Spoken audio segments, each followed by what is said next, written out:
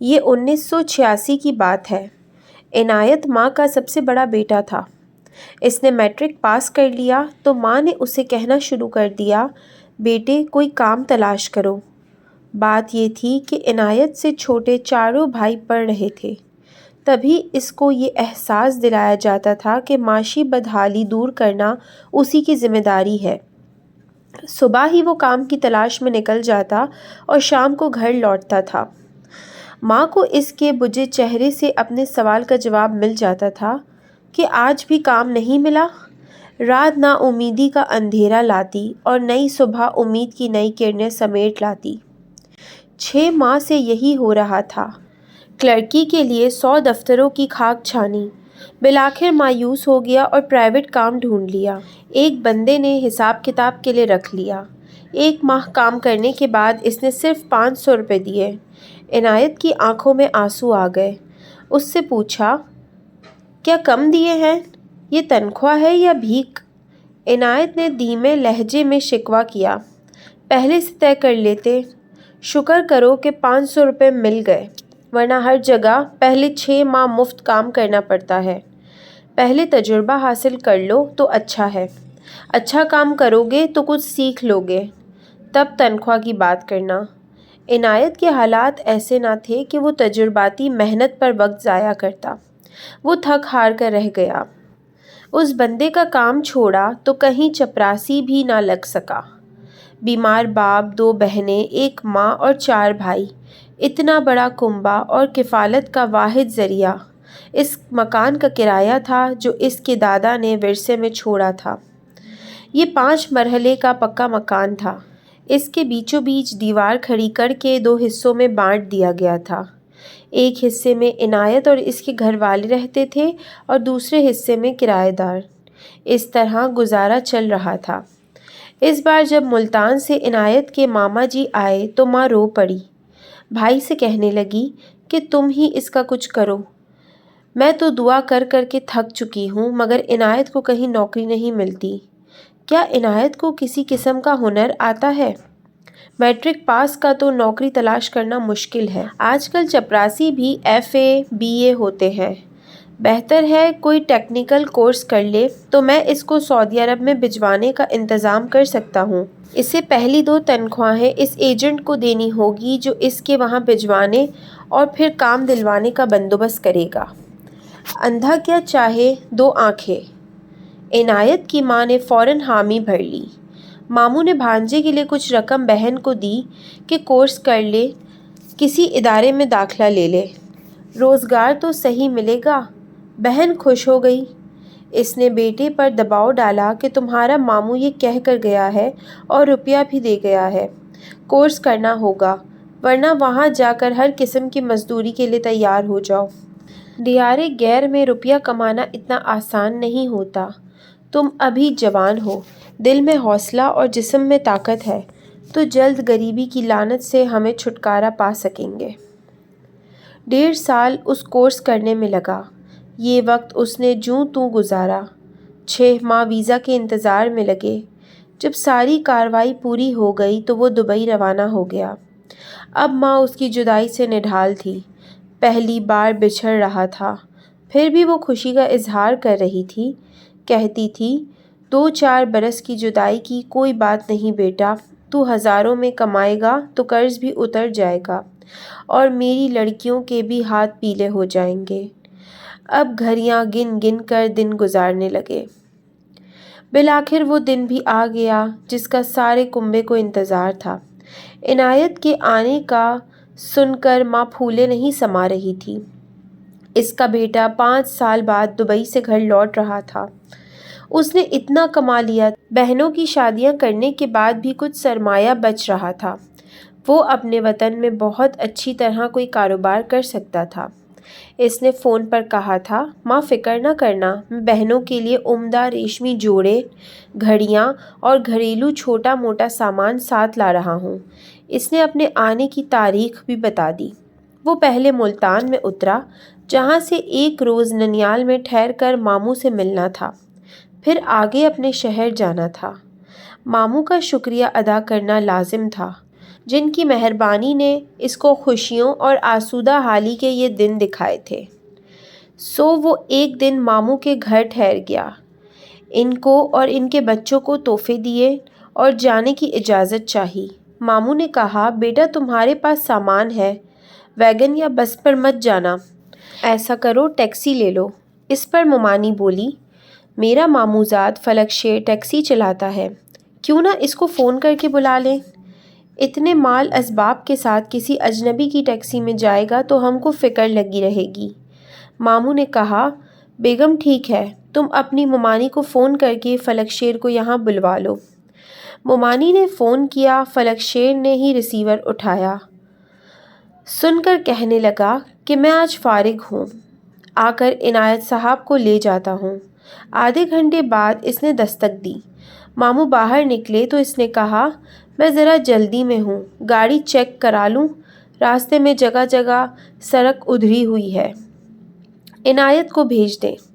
Workshop پر کتنا time لگے گا؟ ماموں نے سوال کیا۔ یہی کوئی گھنٹہ بھر، فلک شیر نے جواب دیا۔ یوں ماموں نے عنایت کو فلک شیر کے پاس بھیج دیا۔ فلک شیر راستے میں ایک ورکشاپ پر رکا، تھوڑی دیر بعد آ کر بولا، عنایت بھائی، موٹر میں کام زیادہ نکل آیا ہے، ایسا کریں آپ میرے گھر پر تھوڑی دیر قیام کر لیں، میں گاڑی بنوا کر ابھی آتا ہوں۔ وہ بیچارہ بنا چوں چرا مان گیا۔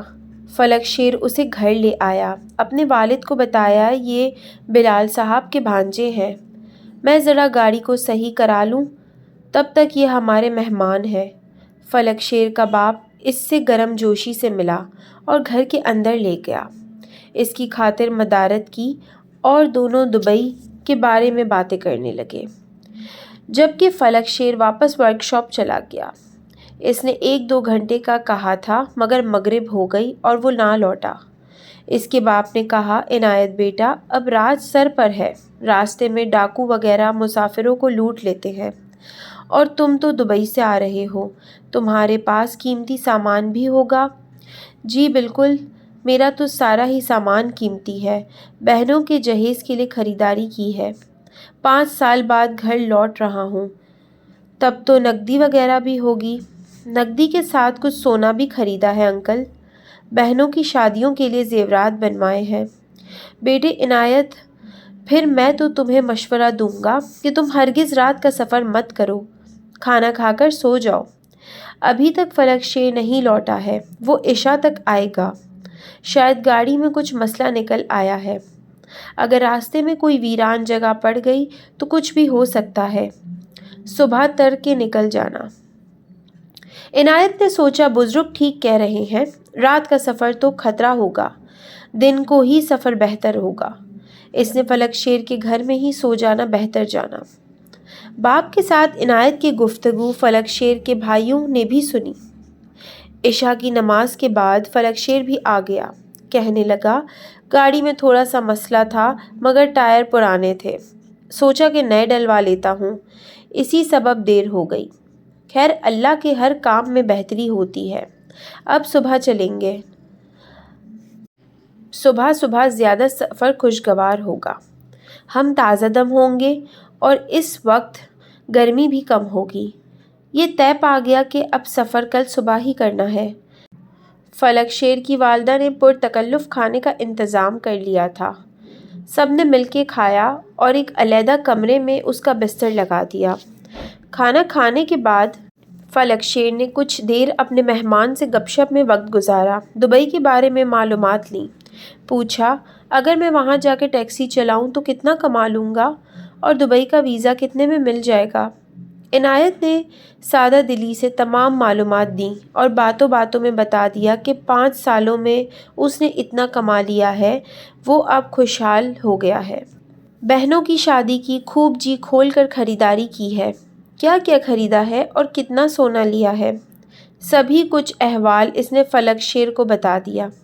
اس نے الیکٹرک کا کچھ سامان دیکھنے کی خواہش کی تو سادہ دل عنایت ہر چیز کھول کھول کر اسے دکھا دی جو وہ گھر والوں کے لیے لے جا رہا تھا، غیر ملکی کپڑا اور بیش قیمت گھڑیاں، جوسر، گرائنڈر مشین، وی سی آر، ان دنوں وی سی آر کا دور تھا، ان چیزوں کو دیکھ کر فلک شیر اور ان کے بھائیوں کے منہ میں پانی بھر آیا۔ وہ سوچنے لگے کہ ان کے پاس کتنا مال ہے، کاش فلک شیر بھی دبئی کمانے چلا جاتا تو کتنا اچھا تھا، ہماری غربت بھی دور ہو جاتی۔ عنایت نے کپڑوں کا ایک ایک جوڑا فلک شیر کے والد اور والدہ کو دیا اور فلک شیر کو ایک گھڑی دی۔ سوچا ممانی اس امر سے خوش ہو جائیں گی۔ عنایت کی عادت تھی کہ وہ دبئی میں گھر والوں کے لیے اداس ہو جاتا تو ٹیپ لگا لیتا تھا اور گھر والوں کے لیے کیسٹ میں باتیں ریکارڈ کر کے پاکستان جانے والے کسی دوست کے ہاتھوں بھجوا دیتا تھا۔ اس بار آنے سے پہلے بھی اس نے کیسٹ بھری تھی لیکن بھجوا نہ سکا۔ پھر وہ خود ہی پاکستان کے لیے عازم سفر ہو گیا۔ تبھی اس نے دل بہلانے کو ٹیپ ریکارڈر نکال لیا۔ رات کو جب وہ سونے لگا تو فلک شیر اس کے لیے دودھ کا گلاس لے آیا۔ جنوبی پنجاب کے باشندوں کی یہ عادت ہے کہ رات کو سونے سے پہلے دودھ ضرور پیتے ہیں۔ عنایت نے کہا، بھائی میں نے کھانا زیادہ کھا لیا ہے اس لیے دودھ رہنے دو۔ یار یہ کیا بات ہوئی، نوجوان آدمی ہو، تم نے کافی پہلے کھانا کھایا تھا، اب رات کے 12 بج رہے ہیں، کھانا تو کب کا ہضم ہو گیا ہوگا، اب دودھ پی لو، نیند اچھی آئے گی، تھکن بھی اتر جائے گی۔ جب اس نے اصرار کیا تو عنایت نے اس کے ہاتھ سے دودھ کا گلاس لے کر پی لیا اور سونے کے لیے لیٹ گیا۔ اسے کیا خبر تھی کہ یہ لالچی لوگ اس کے بارے میں کیسا وحشت ناک منصوبہ بنا رہے ہیں۔ دودھ میں انہوں نے نشہ آور گولیاں ملا دی تھیں۔ میزبان کے جاتے ہی اس نے ٹیپ ریکارڈر میں کیسٹ لگا دی، بٹن آن کر کے ہلکی آواز میں اسے چلا دیا، مگر نشہ رفتہ رفتہ اثر کرنے لگا۔ وہ غنودگی میں جاتا گیا۔ کچھ دیر بعد وہ تینوں کمرے میں آ گئے جبکہ ان کا والد اپنے کمرے میں سو رہا تھا۔ فلک شیر نے دیکھا کہ عنایت سو چکا ہے تو اس نے اپنے بھائیوں سے کہا، کام شروع کرو، صبح سے پہلے اس کو ختم کر کے زمین کے اندر کرنا ہے۔ اس کے چھوٹے بھائی اکبر نے عنایت کی ٹانگیں پکڑ لیں۔ خود وہ چھلانگ لگا کر اس کے اوپر بیٹھ گیا اور اسے دبوچ کر دونوں بازو مضبوطی سے قابو کر لیے اور عنایت کے منہ پر تکیہ رکھ کے اس کا سانس بند کر دیا۔ وہ دم گھٹنے سے تڑپنے لگا تو انہوں نے اسے پوری طرح چت کر ڈالا۔ تاہم اس کے زور لگانے سے تکیہ اس کے منہ سے ہٹ گیا۔ وہ اب پوری طرح بیدار ہو چکا تھا، چلانے لگا، یہ کیا کر رہے ہو، کیا کر رہے ہو تم میرے ساتھ؟ وہ بس اتنا ہی بول پایا تھا کہ فلک شیر نے دوبارہ تکیہ اس کے منہ پر رکھ کر اپنے گھٹنے سے اس کو دبایا اور اس کی سانس کو پوری قوت سے بند کر دیا۔ تبھی فلک شیر کی ماں آوازیں سن کر کمرے میں داخل ہوئیں۔ یہاں تو کمرے میں عجیب ہی منظر تھا۔ اس کے تینوں بیٹے عنایت پر سوار تھے اور اس کی جان نکالنے میں لگے ہوئے تھے۔ ان کو ڈر تھا کہ ماں جا کر ان کے باپ کو نہ جگا دیں۔ کسی جوان مرد کی جان نکالنا اتنا آسان نہیں ہوتا۔ ماں وحشت زدہ ہو کر بولی، او لالچیوں، یہ کیا کر رہے ہو ظالموں، چھوڑ دو اسے۔ وہ ماں کو چپ نہیں کرا سکتے تھے، لہٰذا اکبر نے ایک موٹا ڈنڈا زور سے عنایت کے سر پر مارا تو تکیہ ایک طرف گر گیا اور عنایت کی چیخ نکل گئی۔ اس کو تڑپتے دیکھ کر فلک شیر کی ماں رونے لگی۔ وہ بوڑھی عورت تھی، بھلا اس کی فریاد وہ کہاں سنتے؟ ان پر تو خون سوار تھا۔ مرنے والے کے سوٹ کیس میں سونے کی ٹکیوں کی چمک ان کو اندھا کر دیا تھا۔ آخر اس بے بس کی جان لے کر ہی ملے۔ ماں سے بولے، تم ادھر سے چلی جاؤ، اس کو اگر ہم ادھموا کر کے چھوڑ دیتے تو یہ ہم کو مروا دیتا، مگر اب تم یہاں بین ڈال کر ہم کو مروا دو گی۔ وہ بیچاری خاتون روتی ہوئی کمرے سے نکل کر برآمدے کے فرش پر جا پڑی۔ اس کے حواس کام نہ کر رہے تھے کہ کیا کرے جبکہ اس کے بیٹوں نے میت کو جانوروں کا چارہ رکھنے والی جگہ کدال سے زمین کھود کر دبا دیا۔ اس تمام کارروائی میں تقریباً 1.5 گھنٹہ لگا۔ اس کے بعد اس کی دبئی سے لائی سب اشیاء پر ان کا قبضہ ہو گیا۔ ادھر جب عنایت مقررہ وقت پر گھر نہ پہنچا تو اس کی ماں بے چین ہو گئی۔ دوسرے بیٹے کفایت کو اپنے بھائی کے پاس بھیجا کہ جا کر پتہ کرو عنایت آیا یا نہیں، آ گیا ہو تو اسے اپنے ساتھ لے کے ہی آنا۔ چھوٹا بھائی جب ماموں کے پاس پہنچا، اس نے بتایا، بیٹا وہ تو کل 11 بجے یہاں سے چلا گیا تھا، میں فلک شیر سے پتہ کرتا ہوں۔ پھر ماموں نے اسے فون کیا تو فلک شیر نے کہا، پھپھا جی میری گاڑی خراب تھی، میں اسے ورکشاپ لے گیا تو استاد نے کہا اس پر سفر مت کرو، اس کے ٹائر ختم ہے، راستے میں خرابی درپیش ہوگی تو کیا کرو گے، پہلے ٹائر بدلو۔ تبھی میں نے آپ کے بھانجے سے معذرت کر لی تھی، وہ دوسری ٹیکسی لے کے خود چلا گیا تھا، مجھے نہیں معلوم کہ وہ اب کہاں ہے اور کیوں ابھی تک گھر نہیں پہنچا، شاید کسی دوست کے پاس ہو، مجھے اس کے بارے میں کچھ نہیں پتا، میری گاڑی تو اسی دن سے ورکشاپ میں کھڑی ہے، بے شک آپ جا کر میرے استاد جی سے پوچھ لو۔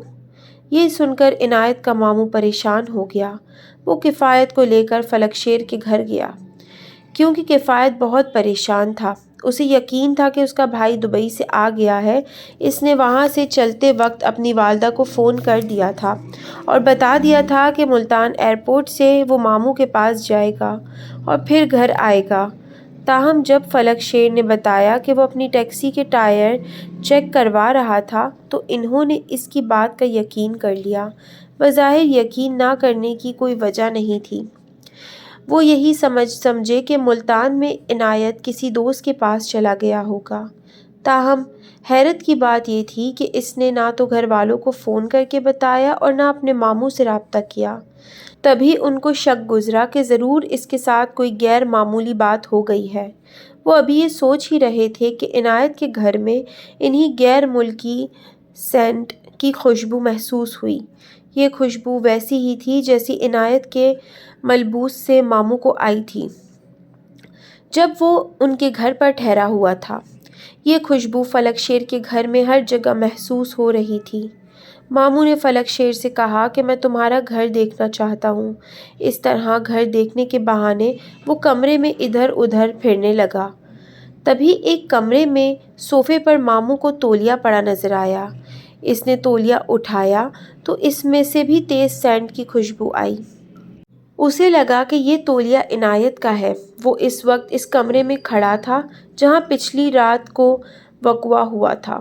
جب ماموں فلک شیر سے باتیں کر رہے تھے، کفایت کی نظر کمرے میں بچھے پلنگ پر پڑی، اس نے دیکھا کہ پلنگ پر نئی صاف ستھری چادر بچھی ہوئی ہے لیکن تکیے موجود نہیں ہیں، وہ پلنگ کی طرف گیا، اسے اس کے نیچے ایک نیا ٹیپ ریکارڈر رکھا ہوا نظر آیا، اس نے اسے اٹھا کر دیکھا، اس میں کیسٹ لگی ہوئی تھی، کفایت نے کیسٹ کو نکال لیا، اس پر عنایت کا نام لکھا ہوا تھا، اس نے جلدی سے کیسٹ جیب میں رکھ لی اور ریکارڈر کو واپس اسی جگہ رکھ دیا۔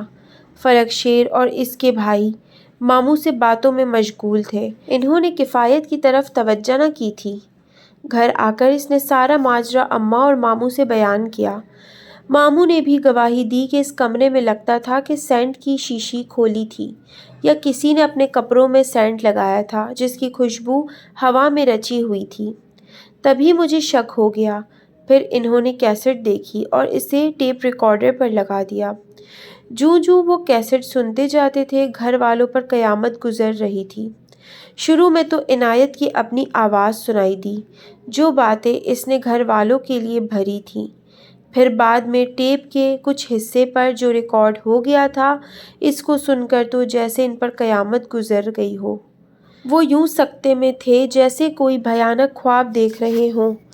قصہ یوں تھا کہ قتل ہونے سے ذرا پہلے عنایت کی اپنی جیب سے کیسٹ نکال کر ٹیپ ریکارڈر میں لگائی، دراصل وہ مزید ریکارڈنگ کرنا چاہ رہا تھا، تبھی فلک شیر دودھ کا گلاس لے کر کمرے میں آ گیا، اس کے قدموں کی آہٹ سن کر عنایت نے ٹیپ ریکارڈر کو پلنگ کے نیچے رکھ دیا، فلک شیر کے جانے کے بعد اس نے ٹیپ ریکارڈر کا بٹن آن کیا، ذرا دیر بعد اس پر نشہ آور دودھ پینے کی غنودگی طاری ہو گئی اور وہ بٹن آف کیے بغیر سو گیا۔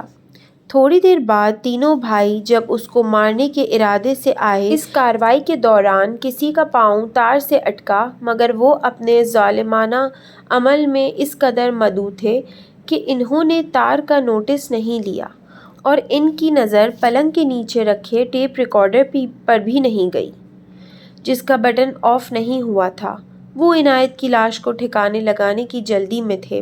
کدال سے کوٹھی کا کچا فرش کھود کر اسے زمین میں گاڑ جا کر کمرے میں لیٹ گئے۔ ماموں اور کفایت وہ کیسٹ لے کر تھانے گئے اور قتل کی FIR درج ہو گئی۔ تھانے میں کیسٹ سنی گئی تو سبھی حیران رہ گئے۔ عنایت کی غنودگی میں چلے جانے کے بعد بھی تھوڑی دیر تک کیسٹ چلتی رہی تھی۔ اس واردات کا تھوڑا سا حصہ ریکارڈ ہو چکا تھا۔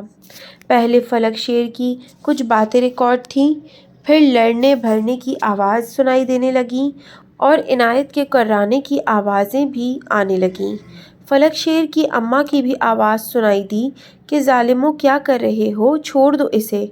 پھر فلک شیر کی آواز سنائی دی، ہرگز نہیں، اگر ہم نے اسے چھوڑ دیا تو یہ ہم کو مروا دے گا۔ قتل کا منظر گویا کیسٹ سے نکل کر آنکھوں کے سامنے چھاتا جا رہا تھا۔